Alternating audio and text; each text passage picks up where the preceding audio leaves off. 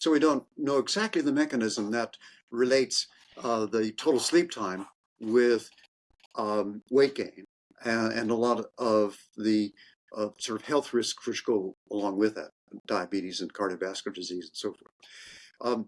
But if the retimers can be used to ensure that people get more total sleep and more regular sleep, then there's going to be that break that linkage, I think, and be less likelihood that people will put on weight.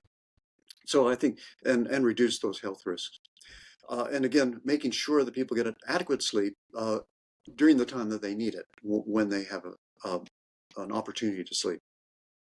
Right. Thank you for that answer, Leon. And that takes us through most of the science questions we had today. And as we bring it toward closing, we always like to hear from our guests about their own strategy for living their longest life. We call this having a longevity strategy, and it might be a new term to you, but I'm sure that there are those 2 to 3 things you feel really help you stay healthy as you grow older. And I was wondering if you'd be willing to share a few of those with our audience today. And they don't necessarily have to be about sleep.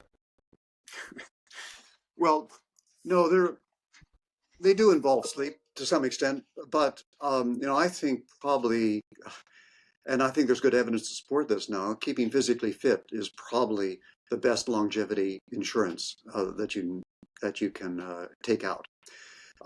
And keeping fit, I think the recent evidence that I've seen is that it's not just maintaining physical activity, like doing a daily walk of 20 minutes or something. That's better than nothing for certain.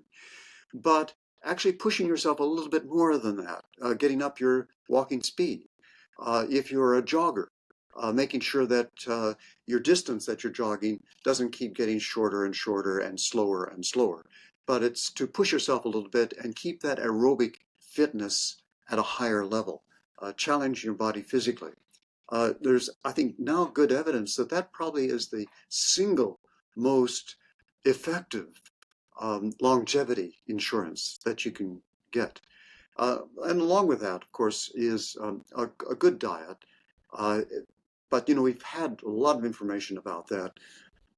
Keeping your sugar and fat levels, minimizing that, good balance with lots of vegetables in your meal, and not overeating, eating more than you need. And then keeping your sleep pretty regular, having a regular time of going to bed and waking up. And that's helped, of course, by getting exposed to light in the mornings for the majority of the population who have this tendency for their body clock to slip a little bit later, given the opportunity. So not, letting yourself sleep too long on the weekends. If you didn't get enough sleep on the weekend, then have a power nap in the early afternoon to make you feel a little bit more alert for the rest of the day on the weekends. That's great advice, Leon. And I love that you talked about pushing yourself. And I think that begins to demonstrate a little bit of what we call a longevity mindset, which is keeping that hunger and thirst for life going and wanting to push yourself a little bit at any age. Your body always responds well to that. It wants to be challenged. It wants to stay strong. And if you tell it to stay strong, it will listen. So thank you for that, Leon. That was a great place to end. You've shared with us a wealth of knowledge today. I look forward to continue to experiment with the retimer therapy device.